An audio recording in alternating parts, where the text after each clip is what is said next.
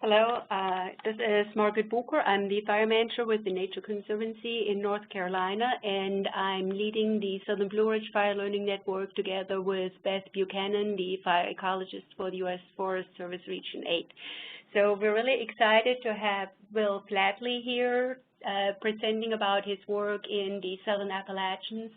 And particularly, he's working in one of our landscapes, what we call the Central Blue Ridge Escarpment, or it's mostly comprised of the Grandfather District and the U.S. Forest Service National Forest in North Carolina. So, quick intro to Will. He has a BA in history from Dartmouth College, master's in forestry from Virginia Tech, and PhD in geography from Texas A&M. His research interests are forest ecology, disturbance ecology, land use history, climate, and endocrinology. Will worked primarily on research in the southern Appalachian Mountains, characterizing disturbance regimes and the influence on forest dynamics. For his dissertation, he examined contemporary and historical fire regimes, particularly emphasizing climate and land use interactions with patterns of fire disturbance. So he's currently postdoc at the School of Forestry at the Northern Arizona University, and his research objectives were to model the influence of projected climate change on fire regimes and forest conditions on the north rim of the Grand Canyon National Park. So we're excited to have Will here, and I'll turn it over to Will for his presentation. Okay, well, thank you, Margaret, and thanks everybody for joining. And I really appreciate the invitation to talk about my dissertation work and talk about fire and climate and land use in the Southern Appalachians. And I'm sort of a little bit familiar with the Fire Learning Network and the Southern Blue Ridge Fire Learning Network from attending two of your workshops while I was working on my dissertation. And so, it's obviously a group that we're really interested in discussing our results with, because you all are the managers that are going to, potentially go out and put this information on the ground. So anyways, I'm excited to be talking to you all and be talking again about the Southern Appalachians. And just to introduce the talk, I'm going to be talking about fire history and its relation to climate and land use in the Southern Appalachian Mountains. And this was a piece of my dissertation that I completed in the geography department at Texas A&M University. And I was working with, my advisor was Charles LaFawn, and then the co-PI on the project was Henry Gracino-Mayer, and then his graduate student, Lisa LaForest, also carried out a fire history reconstruction looking at a little bit lower elevation shortleaf pine in Great Smoky Mountains National Park. So, and it was funded through the Joint Fire Science Program, and those were my collaborators. So just to give you an idea of what to expect over the next 45 minutes or so, I'm going to just start by talking a little bit about the background of the forest system that we were working in, although I'm going to move pretty quickly through that because I assume that most of you all are fairly familiar with the ecology of forests in the Southern Appalachians and fire-adapted communities there. But I'll give a little bit of background and talk a little bit about the previous research that's been done. And then I'll talk about the research questions that we were specifically attempting to examine. And then I'll go into the fire history results, and it kind of breaks down into a description of the fire regime characteristics at the sites that where we did fire history reconstructions, and then fire's interaction with climate and then land use at the specific sites. And then I'll attempt to wrap everything up in discuss a few conclusions. Okay, so starting with the background, we were working primarily in the Blue Ridge, but one of our study sites was also in the Ridge and Valley of the Southern Appalachians. And we were reconstructing the fire scar and the trees that preserve fire history are primarily yellow pines in this region. Hardwoods also will scar, but they generally rot out, and so a lot of the evidence that we get is from yellow pine stands that are on these sort of south-facing aspects. And so this is an example with Charles standing next to two large, I think these are probably pitch pines or shortleaf pines, but this is sort of a typical condition of these yellow pine stands in the Southern Appalachians, where you have big, older, overstory yellow pines, and then you have this really dense understory of hardwoods, of red maples and sourwood, black gum, coming up underneath. And, you know, pines are not regenerating in this current overstory. And it's pretty likely that the understory and the midstory didn't look anything like this when those yellow pines established in the past. And then if we look at oak stands, so this is an oak stand that is on basically opposite one of the stands that we sampled for fire history, and so it's more of a northeast facing slope. And again, you can see one or two big oaks in the background, older oaks, and then a lot of fire-intolerant mesic species that are crowding in the understory. And even, you know, we have some younger hemlocks that are growing up here fairly high on the slope. And so, as I'm sure most of you are aware, this is, you know, an issue that has been discussed among forest managers, forest ecologists, and researchers, that we have this mismatch between the overstory of fire-tolerant oaks and pines and then an understory of younger fire-intolerant species that have generally established following the advent of fire suppression at the beginning of the 20th century. So, well, actually, let me, before I introduce this figure, I'll just say that, and one of the accepted, well, it's been somewhat accepted theories on the reason for this mismatch is the fire oak hypothesis, and this hypothesis that frequent low-intensity surface fires used to burn through the understories of these pine oak forests and promote fire-tolerant species and prevent the establishment of fire-intolerant species.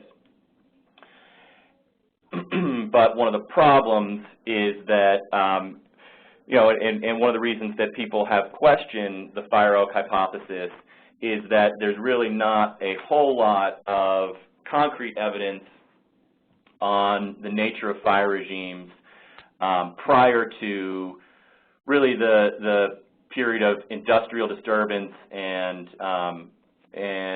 heavier Euro-American land use from roughly 1850 to 1900. And so, you know, we really don't know whether these frequent surface fires were occurring or not. And this figure is taken from a publication by Ryan McEwen and a couple other authors that they published in 2011 discussing and sort of critiquing the fire oak hypothesis and presenting some potential other explanations for this this shift that we've seen in eastern forests over the last century. And so one of the things that they point out is that there really is not a whole lot of information, fire history, from eastern forests prior to around 1850. And so they presented this as a model of our understanding of fire regimes in eastern forests over the last 250 years or so. And so you'll see one prominent thing is, I'll point with my cursor, is this big bump during the period of industrial logging that occurred particularly in the Appalachians around the turn of the 20th century. And it's generally kind of accepted that there was quite a bit of fire that occurred, sort of fire frequency and intensity that was not typical of periods prior to that era of logging and heavy fire disturbance. And then, you know, in their, let's see, in their diagram, they go back into the period preceding that industrial period and recognize that, you know, we do have fire histories that go back generally to kind of the 1850s and show some fire occurrence in forests of the eastern U.S., but that when we get back to the period preceding the 1850s, that we really don't have a whole lot of information on that pre-European settlement fire regime.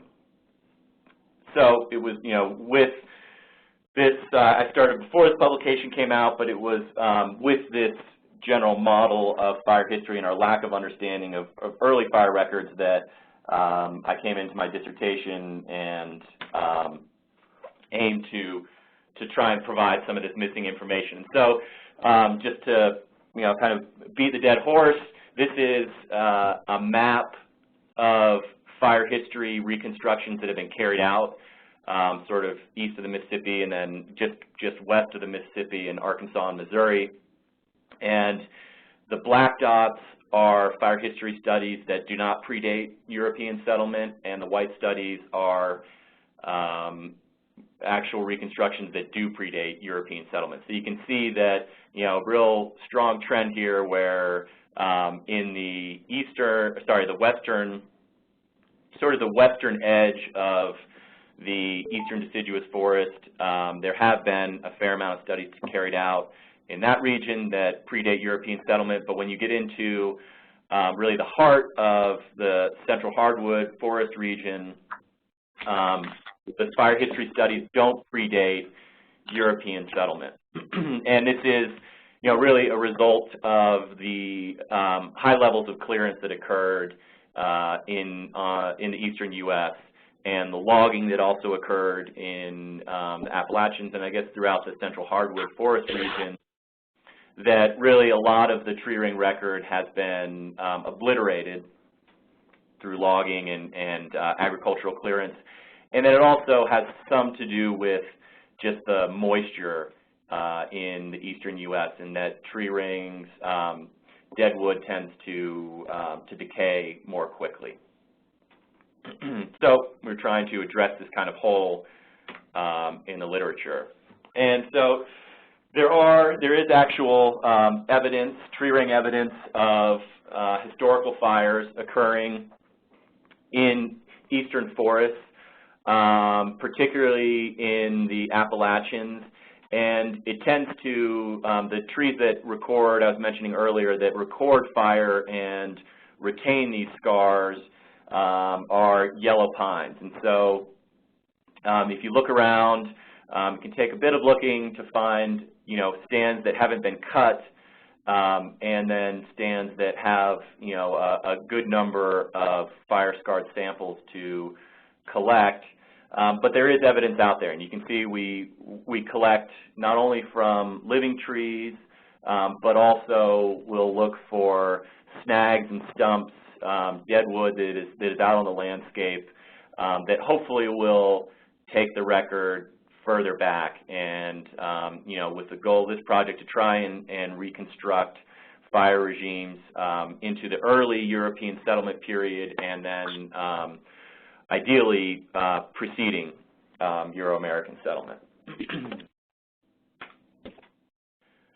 Okay, so this is just a study map of our study area. You can see the southern Appalachians along the border between Tennessee and North Carolina. And I reconstructed fire at 3 field sites. So the first one, House Mountain, is in the Ridge and Valley province, and it's a disjunct extension of Clinch Mountain.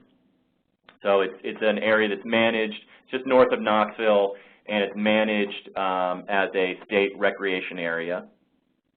And then second site is Lick Log Ridge, which is in the Blue Ridge and within Great Smoky Mountains National Park. And you can see sort of Cades Cove there just above it, and it's on the, if you're familiar with the area, it's off the Gregory Ridge Bald Trail, you know, just about a mile up.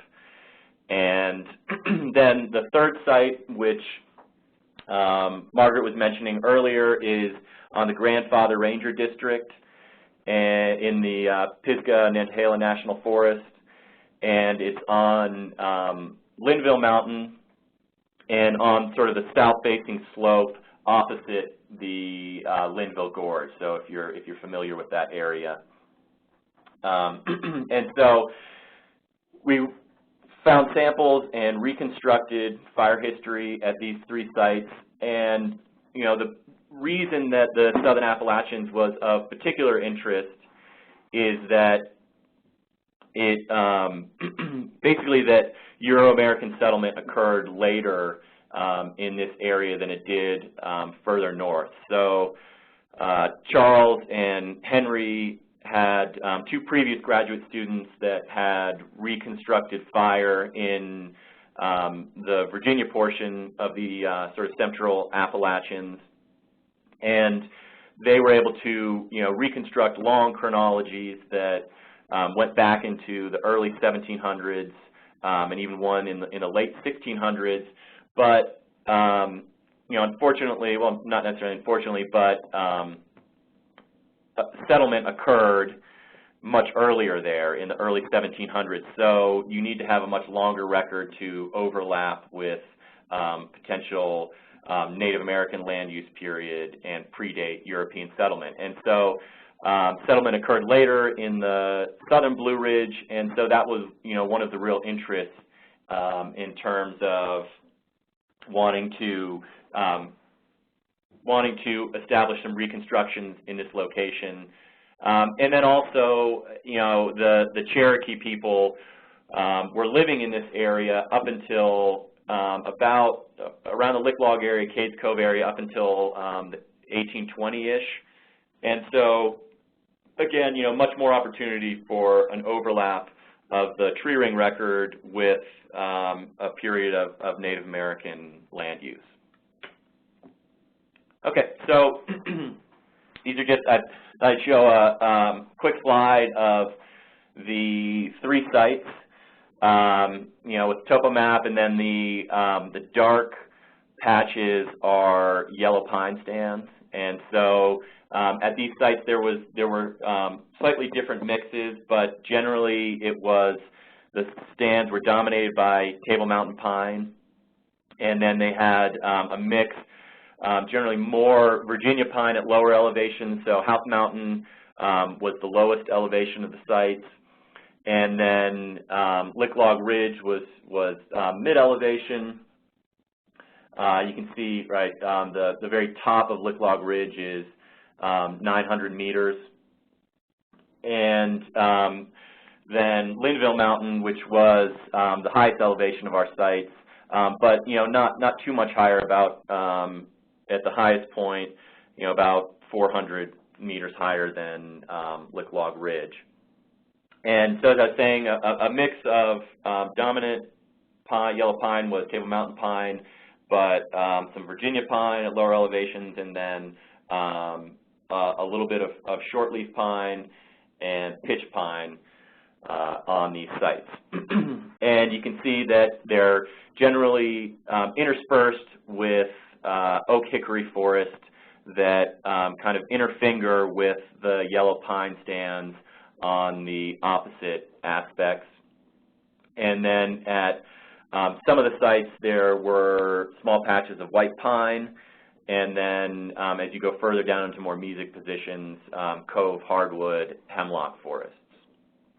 And so if you look at these maps, the black triangles are GPS locations of the fire-scarred samples that we collected. And so we GPSed them out there as we were sampling, as we collected cross-sections from the fire-scarred trees.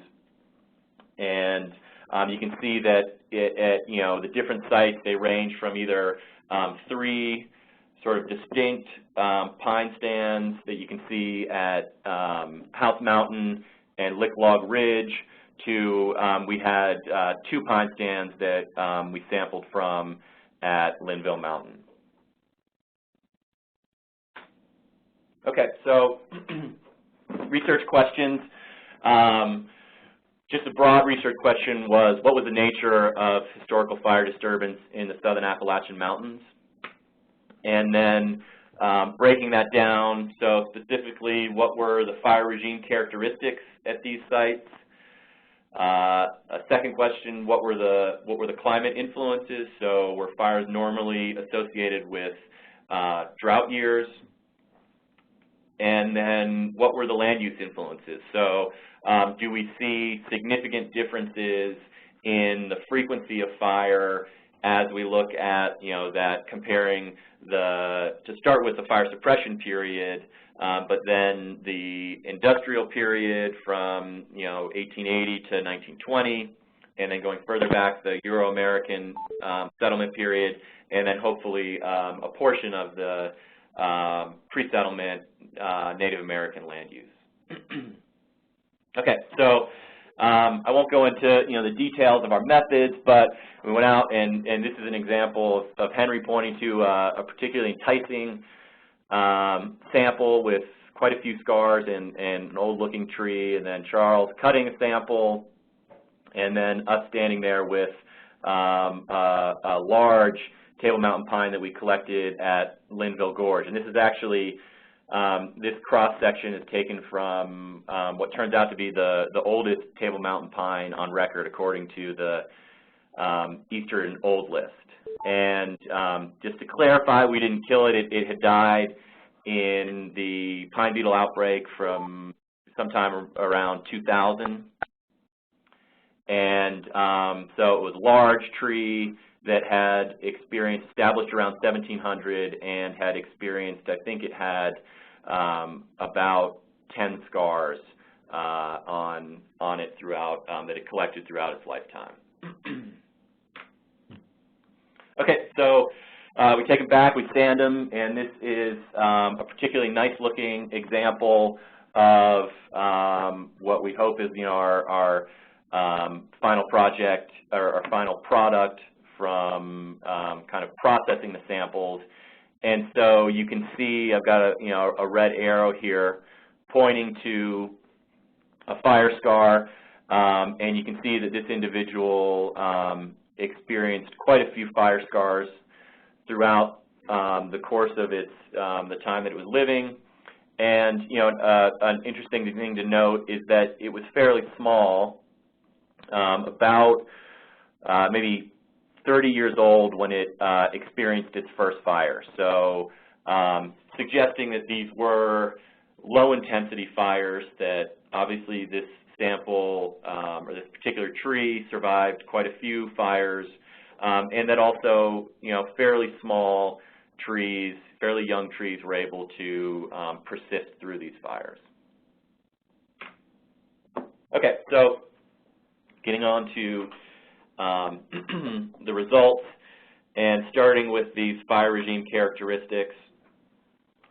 This is a fire history chart. So the chart that I reconstructed at House Mountain, our lower elevation site that was near north of Knoxville. And I don't know, if you all seen these before, so I'll just kind of give a quick little explanation of what's going on here. And so basically the x-axis here is time, right? So from 2000 and then going back in the record into the 1700s. And then each one of these horizontal lines is an individual sample, okay? And so that's the lifespan of a particular tree that we collected a cross-section from, or at least that was the wood that we were able to collect from that sample. And then the vertical lines are actual fire scars that were dated to annual accuracy.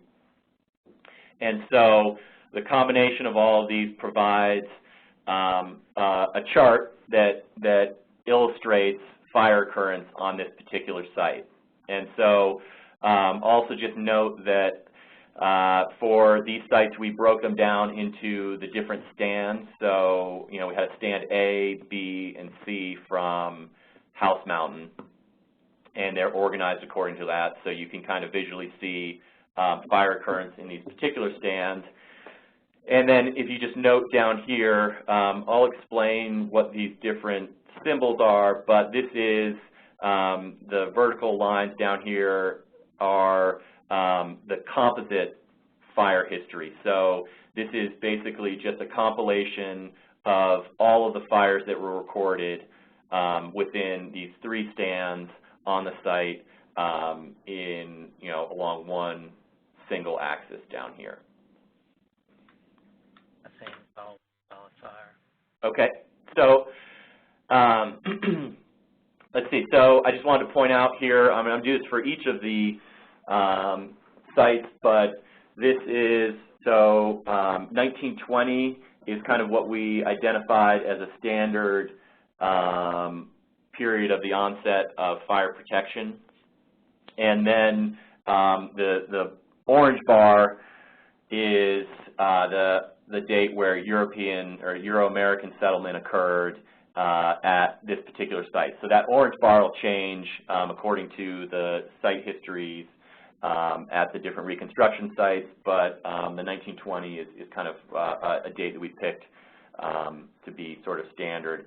And I'll be talking about fire regime metrics, and so we carried out these, the calculations that we carried out are just on the period preceding the fire protection period, because that was really the period that was of interest to us. And so you can see from House Mountain quite a bit of fire occurring on this site, going back into the kind of late 1700s. We don't have too much overlap with the pre-Euro-American settlement, so you can see there's only 4 samples that predate the arrival of Euro-Americans at this site. But at the very least, we do have evidence of fires occurring prior to Euro-American settlement. And then you can see following fire suppression from 1920 on, there were some fires that occurred at House Mountain, but following fire protection more than the other sites, but then you can see in the most recent decades really no fire occurring at the site. Okay, so I kind of mentioned the fire return interval metrics, and so I wanted to run through how we calculated these and sort of explain them. And so the first is a point fire interval, which is just based on looking at individual samples. So for example, this one that I'm pointing to here, you would just be, it's a mean of the intervals between fire occurrence on a single sample. Well, not a single sample, but just calculating it with these intervals for single samples, but calculating it for every sample on the site.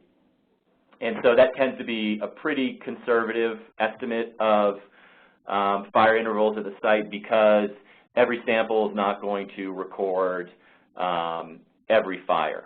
And so, there may have been, so for this sample example, there may, and there were, fires occurred even within that just one stand A, but were not recorded on this one particular, this one particular sample. So, but it gives you, sort of a conservative estimate of how frequently fire may have been occurring. The least conservative estimate is the mean composite fire interval, which is essentially just calculating a fire interval looking at this composite record down at the bottom. And so that is intervals between fire scars that occurred on any single sample across the entire site. And so this is less conservative because it's possible that a fire could have occurred in one of the stands and just scarred one single sample, and that would still be included in this composite record.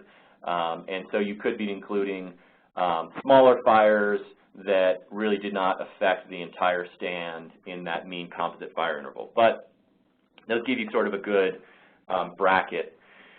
And then a filtered composite fire interval, which is commonly used in the fire history literature. And so that is using this composite, and these are the darker lines down here, and those are fires that scarred at least 25% of the samples that were recording fires on the site at that time. So you can look at that as being, perhaps fires that were a bit larger and tended to burn more samples.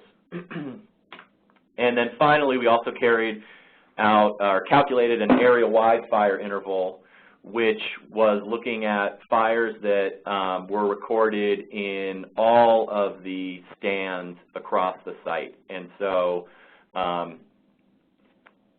to show you the map again, this is House Mountain, a little bit closer look. And so an area-wide fire interval would be a fire that was recorded by at least one sample in all three of the stands, so stand A, stand B, and stand C. And so it would have had to likely burn across the intervening oak forest and had to have been a fairly large fire to have scarred samples in all of these different stands.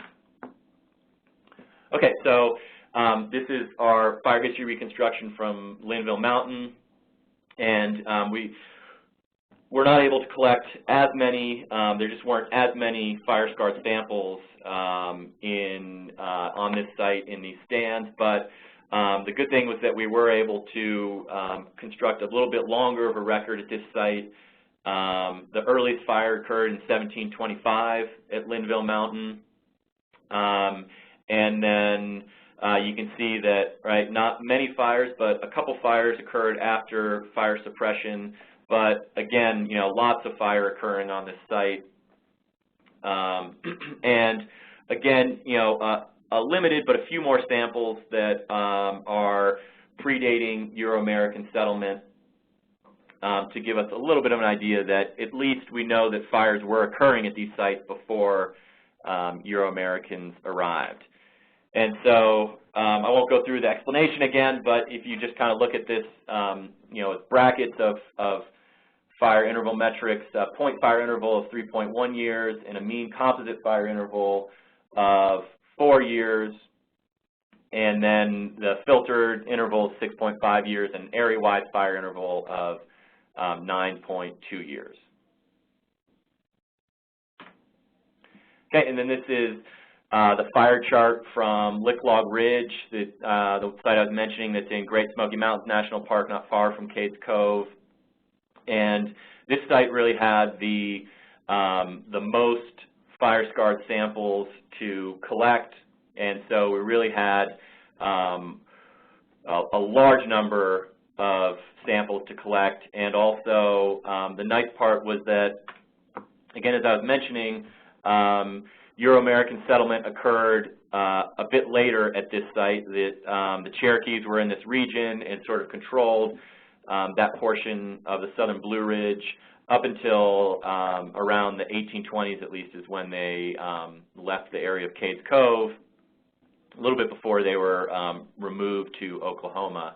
But you can see from the chart that at this site, we're excited about the fact that there is quite a bit of overlap of the tree ring record with that period preceding Euro-American settlement.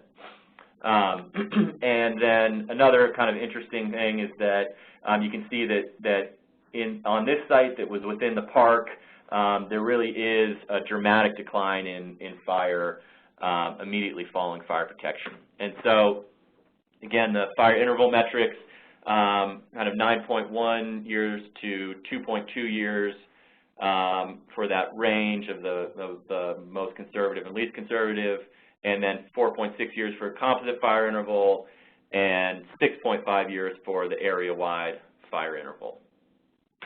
All right, so moving on beyond just kind of, the fire frequency, talking about fire severity, and I just point out before I show these charts that the samples that we were collecting, again, most of them that did scar survived multiple fires. So that is indicative of, a low to moderate intensity fire regime where you have individuals surviving multiple fires.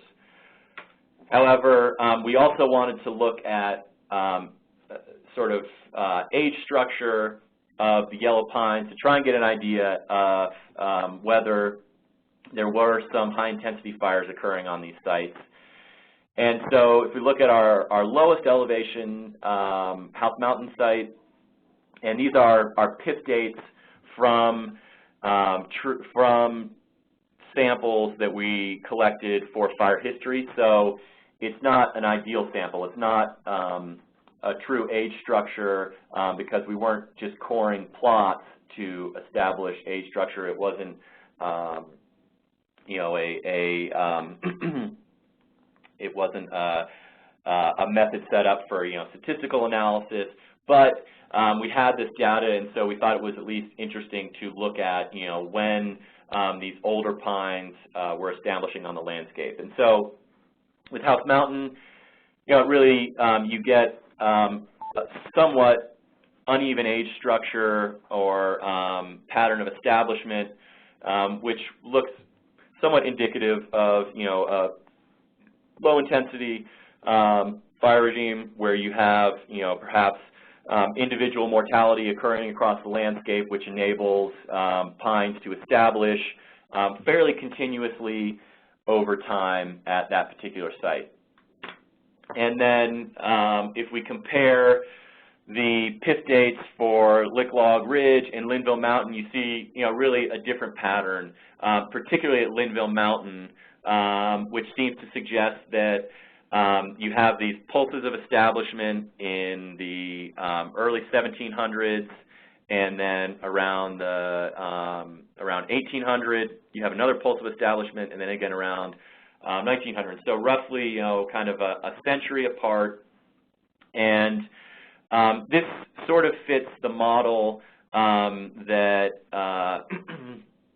Tom Waldrop and others in his lab have examined, where you might have, and again, you would have low-intensity fires occurring over time, and then occasionally, every 100 years, a high-intensity fire that would open up the stand, and that may be that the occurrence of that high-intensity fire could be related to drought. It could be related to pine beetle mortality.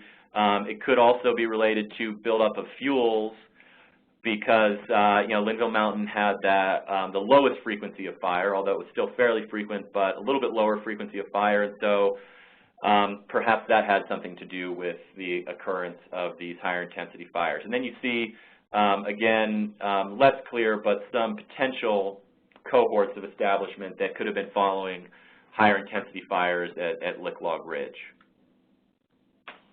Okay, climate influences. Just to start with fire seasonality, and we are able to determine the seasonality or the season that fires occurred by looking at the location of the fire scar in a particular ring. So you can see here, this is the ring boundary, so the dormant period, and then you have the New Year's growth, and this particular example would be an early season fire because the scar is occurring kind of early on in that year's growth. So in looking at seasonality, for those that we were able to determine, the vast majority occurred in the dormant season, which means that it could have occurred any time between the time when the trees shut down growth in the late to mid-fall to kind of the early spring. And so, in looking at contemporary fires, there's sort of a bimodal season of fall fires and spring fires, and these dormant season scars could have been occurring either in the fall or in the spring. And then there were some early season fires and then very few late season fires. And so, obviously we can't tell what caused the ignition, whether it was lightning or human ignitions, but the fact that the vast majority of these were occurring in the dormant season seems to potentially suggest that these were primarily anthropogenic ignitions. If the vast, if almost all of these fires were due to lightning ignitions, we would expect that we would have seen more early season and late season fire scars. Okay, in looking at the interaction between climate and fire, I'm just going to, quickly, this is a method called superposed epoch analysis, and essentially what it is just looking at, it's comparing, so for one site, this is House Mountain, and so the 0 year is the year that the scar occurred, and you combine all of those years where fires were recorded and compare climate conditions in those years to the rest of the record and see if there's a significant departure. So and if there is, let's see, so if there is a significant departure, then these bars would be below these significance intervals. And it's basically we use to assess climate during these past years by using a tree ring reconstruction of Palmer Drought Severity Index. And so in that, negative values are drought, and then positive values are wetter years. And so basically you can see here in the year, and then, sorry, we also look at years preceding the year of the fire to try and get an idea if lagged climate, like if you needed wet years preceding a dry year in order to get fire. So kind of the long story short is that there's really not a strong pattern in any of these charts. We found no significant correlations between drought in the year of fire or the preceding years at any of these sites. And then also we did a regional fire year assessment, which was fire years that were recorded at all 3 sites. And again, no significant correlation between fire and drought. And so this was, fairly interesting because you tend to see real strong correlations, particularly in the western U.S. and looking at historical fire occurrence.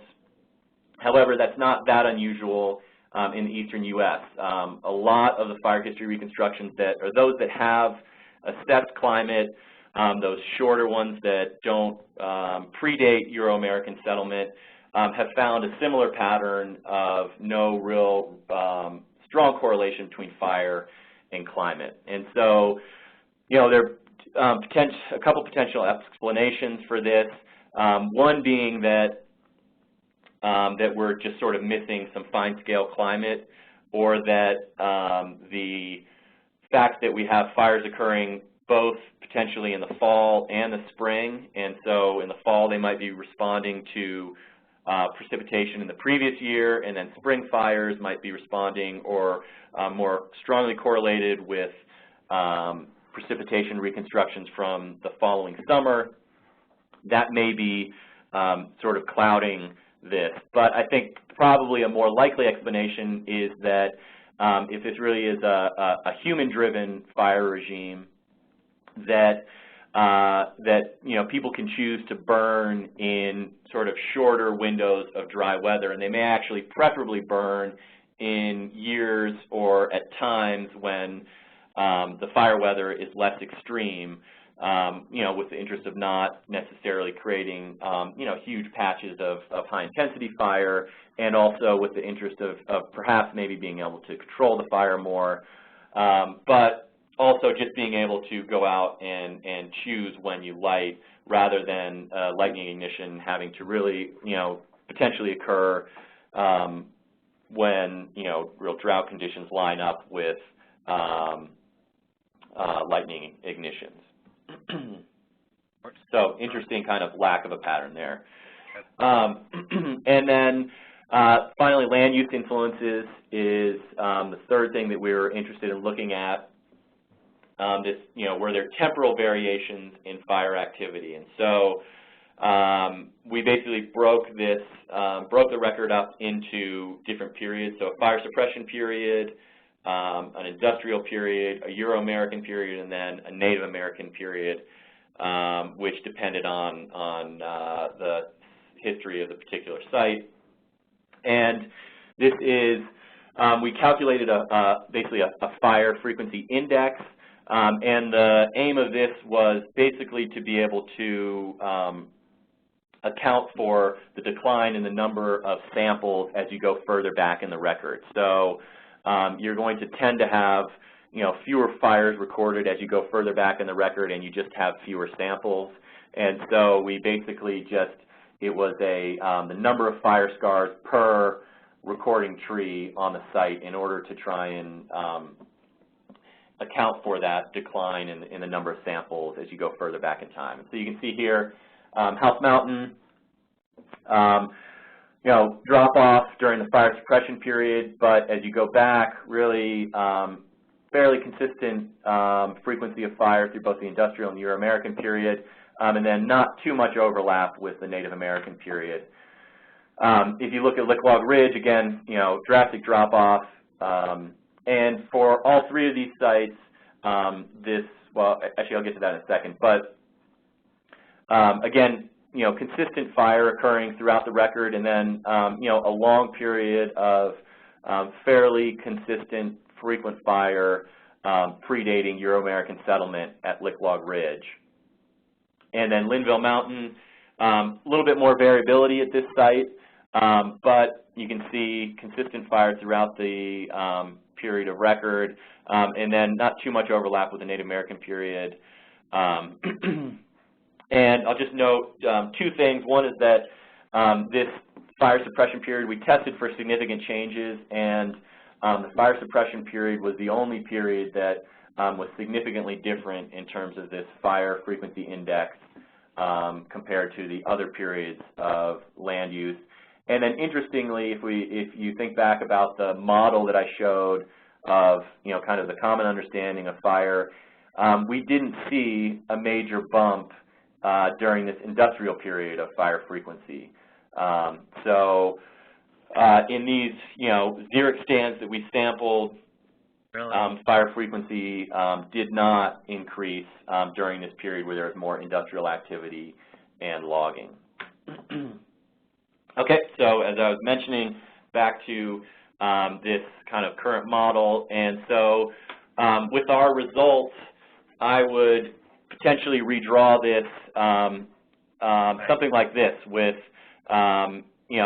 this frequent fire occurring back almost 2 centuries at least prior to the period of fire suppression where you had this drastic drop off, and a little bit better of an understanding of fire regime characteristics as we go back further prior to the 1850s and kind of heavy European land use. So conclusions, just run through these real quick. Fire was frequent. If you just take the filtered composite fire interval, 5 to 8 years, a range from the different sites, then this frequent fire extended back at least 2 centuries at these 3 sites. And it looks like it was mostly low to moderate fire intensity with occasional high-intensity fires depending on the site, and that may be, again, related to the higher elevation of Linville Mountain or, you know, the resulting sort of wetter climate. It could also have been related to Linville Mountain being a bit more isolated from human settlement, but you do see these kind of pulses of establishment at that site. The fires are likely dominated by human ignitions.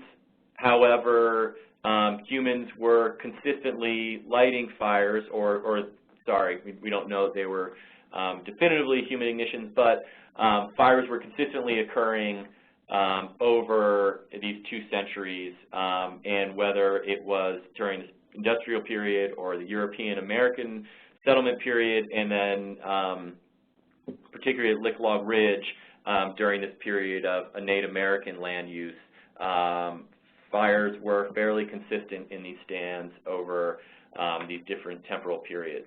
And then fires burned in both dry and wet years, so there was no real consistent climate driver of fires in these landscapes. So I'll just say thanks to Joint Fire Science Program and the Biogeography Specialty Group, Texas A&M, and then particularly to my advisor and also Henry Gracino-Mayer and Sally Horn, who was also a PI in this grant, and then Lisa LaForest, who worked with us. And finally, you know, we had to have many, many hands help us in the field and laboratory in collecting this data and processing it. So with that, I'll just hand it over to any questions. I also I have down here just a link to a research, a web page that has some of my research on there, and then which you can click on and you can actually download the publication that covers this, which is in press right now and should actually be coming out in the next couple weeks at Ecological Applications. So if you go to that ResearchGate site, you can download it there if you want to read through and really see the specifics, or you can also click on this link here, and that will take you to the journal website. So I'll if you have questions, I'd be happy to answer some questions.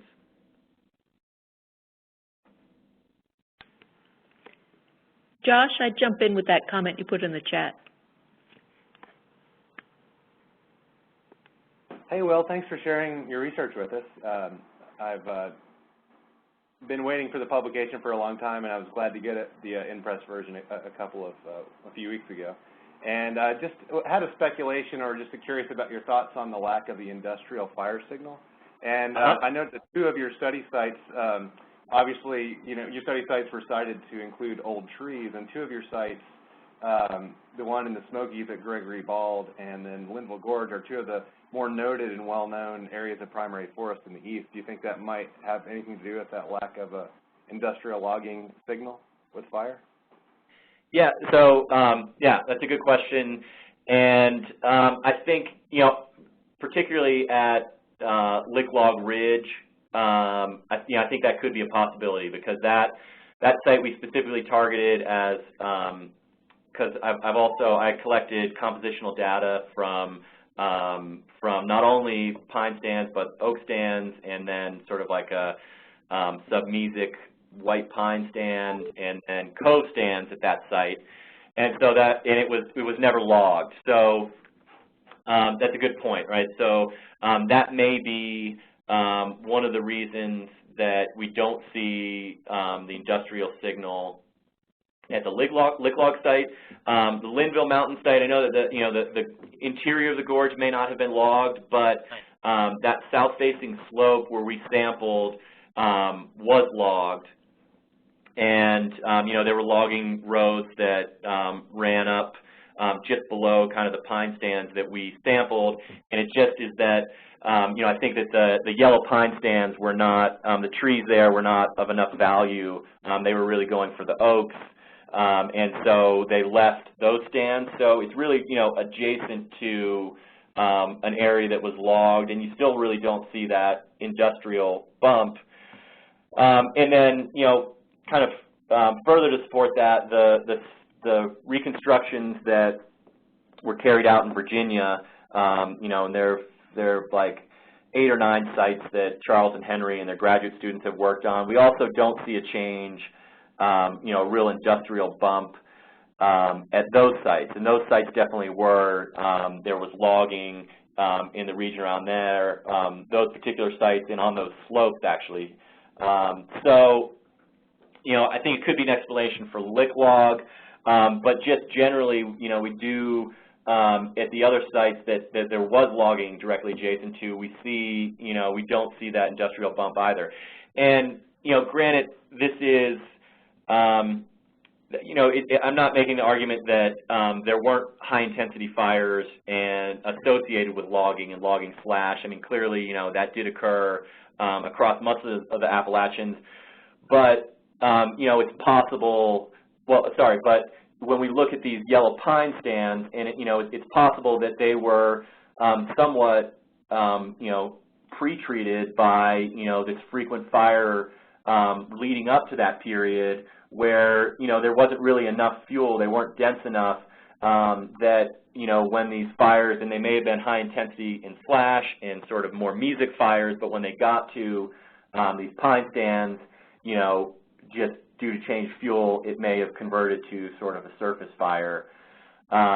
So, I think, and I think it is kind of an interesting point because, it's just looking at the yellow pine stands that, it doesn't really seem to indicate that a lot of these stands were created by high-intensity fires because they do have, there's older trees that established kind of, over a long period of time.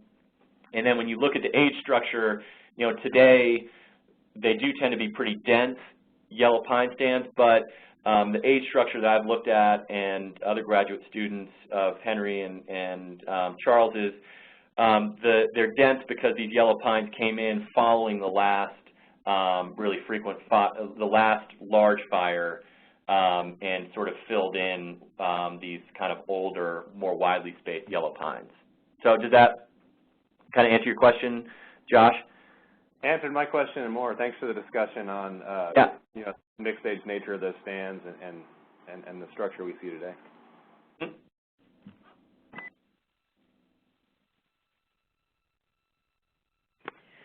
There's a question in the chat panel. Can you explain the difference in dotted versus solid horizontal lines in the fire history diagrams? Sure. Yeah. Okay. So this is, let me show you. Look at the Linville Gorge chart. So this is a, it's noticeable. It takes a little bit of time to explain, which is why I didn't, get into it originally. But it is a question that often comes up. And so this is the solid lines are periods where this tree was recording, and then the dotted lines are periods where this was, it's termed a non-recorder tree. And so essentially what that is that a tree doesn't become a recording tree until it records a fire or until it has a scar, and that's because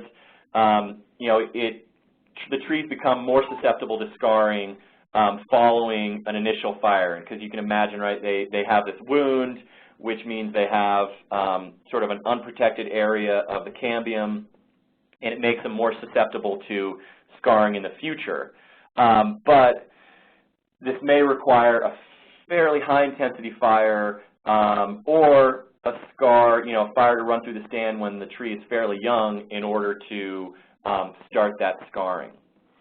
Okay, so that's one aspect of it. And the other aspect is that, so there is decay on these samples. I showed you guys a really nice piece in the slideshow, but, there are often, so this may be a case where this particular sample has recorded a fire scar, but then somewhere between this initial scar and the second scar, part of that, the scar surface has decayed. And so, we can't really say that a fire scar didn't occur there because we can't see the entire scar surface. And so it would be, inaccurate to calculate that as, and this comes into play when you're doing the individual tree fire interval, but there could have been a scar there, so it would be inaccurate to basically, use that in your calculation of the mean fire interval. So you only calculate that for, and this is just for the individual tree fire intervals, you only calculate it on these recording intervals where you know that there was no fire recorded on that particular tree between those two scars. So, and this is, this is a method of presenting results that has been developed within the fire history literature and kind of debates that have gone back and forth about these calculations. And so, that's kind of how we present it. You can see that, there is decay, and then a lot of it also has to do with not being a recording tree until that initial scar. But, the mean composite fire interval, the filtered composite fire interval do not take into account these recording intervals because you're combining all of the samples together. So does that provide, kind of a little bit of an explanation of what the different symbols mean? Okay, I see a thanks.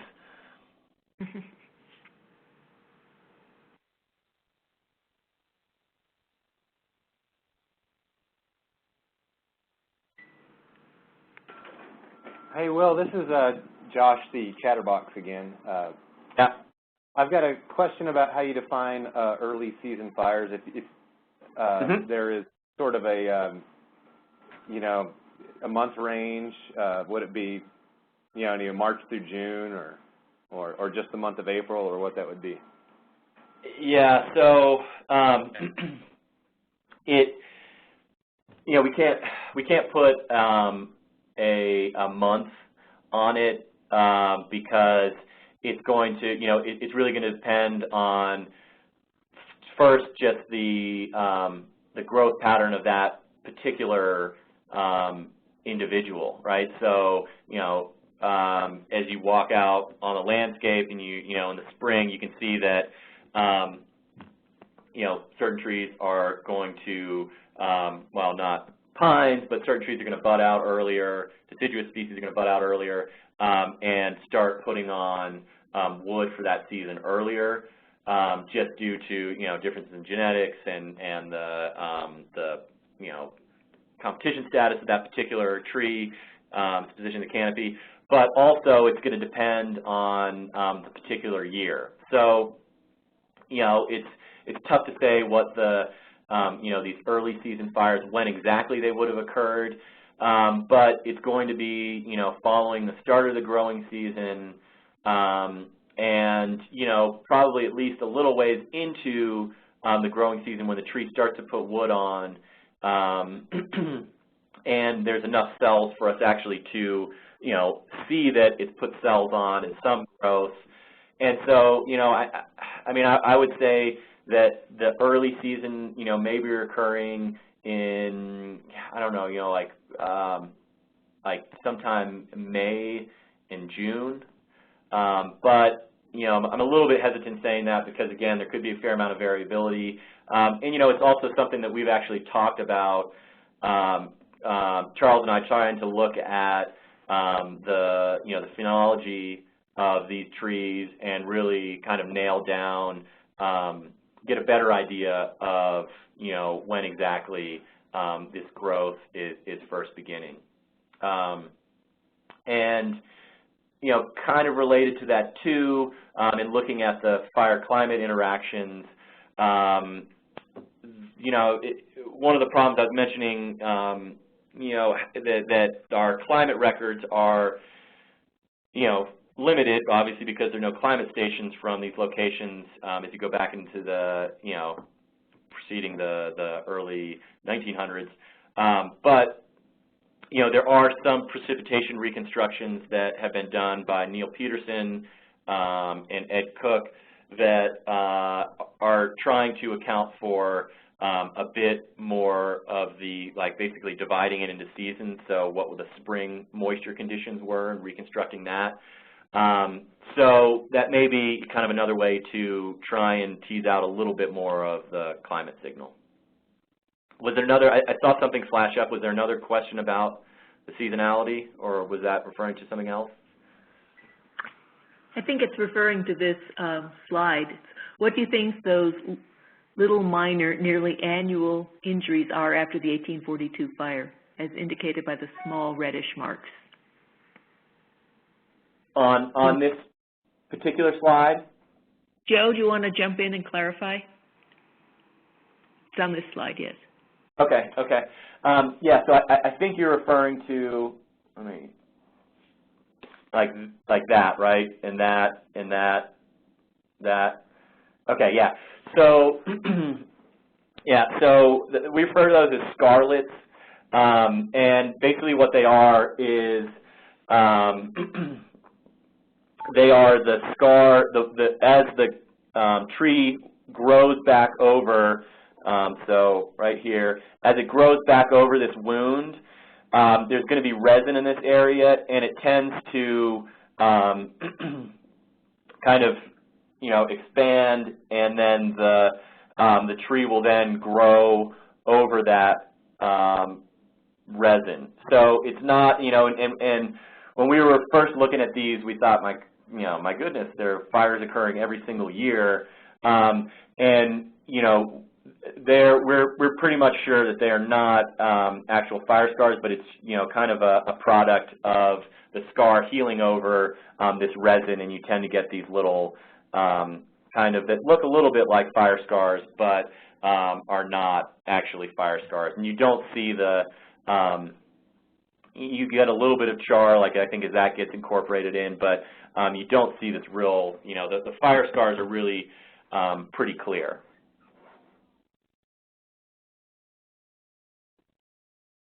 So, yeah, that explain?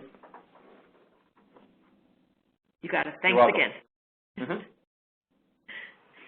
We are a little bit past finish time, so if anybody needs to get off, they can drop off, but we can keep this going as long as there are questions. Yeah, I'm free, so, you know, feel free to ask, you know, whatever you're interested in. Right.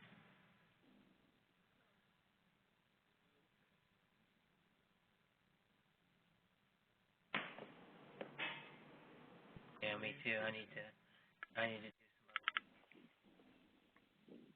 I've got a question. Uh-huh.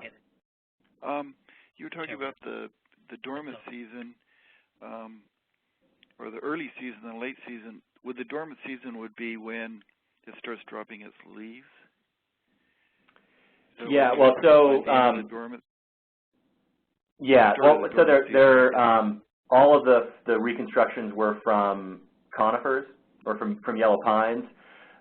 So, you know, they're not dropping their needles in the fall, but it's the dormant season is so along, you know, if we look here, it's basically the fire was recorded on the surface of the ring boundary. So sometime between when the tree shut down for previous year's growth and before it started putting cells on the following year. So again, it could be you know, anywhere from, you know, kind of late fall to early spring. Okay, thank you. Uh-huh. Well, based on your data, can you estimate size of fires? Well, no, well, not exactly. So, you know, that is one of the problems with, you know, or just one of the things that we really kind of is difficult to get at with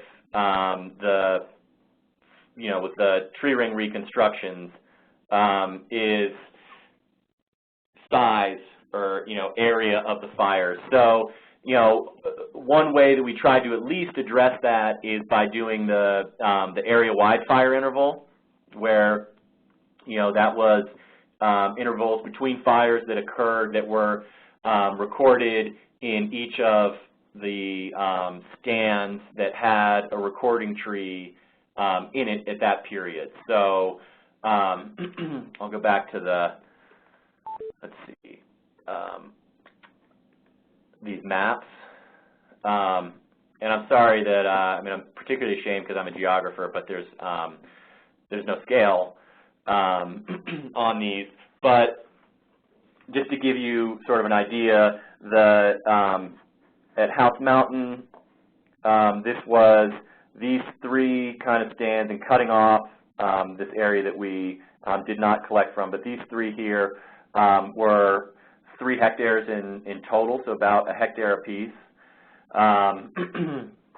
And then at Lick Log, if you looked at the area, so I calculated the area of these kind of cutting off right here, but these 3 stands here, that was 25 hectares. And then the combination of these 2 stands was 9 hectares at Linville Mountain. So just to kind of give you an idea of the area we're talking about. And so, as I was saying, that area-wide fire interval,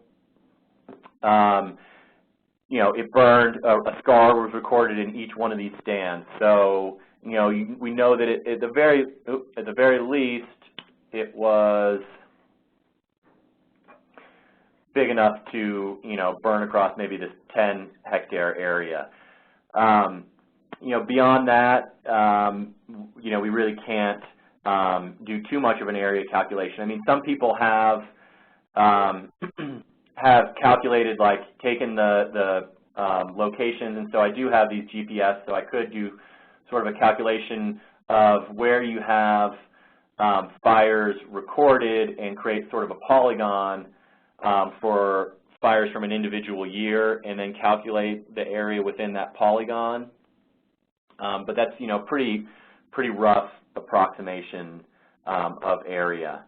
So, we have decided, we've talked about, particularly in Virginia, where the Linville Mountain kind of topography is more representative of the Virginia sites, where you have, in the ridge and valley there, you have these sort of parallel, we have long ridges and then kind of parallel sub-ridges with alternating pine stands as you go down, and so go down the ridge. And so they found sites where, they really had good fire-scarred material from, multiple of these ridges, going maybe several kilometers in length. And so, that's a potential future project to maybe try and collect samples along, a really long ridge and see how much synchrony there is in terms of fire years. And so do you have years where you have, scars on multiple ridges extending across, a really long ridge that would, sort of suggest or demonstrate that these fires were really burning across really large areas. But from these particular sites, it's other than providing the area-wide fire interval, where that at least it was a fire that burned across multiple stands, it's difficult to get into trying to estimate any kind of an area. So Thanks. Yeah.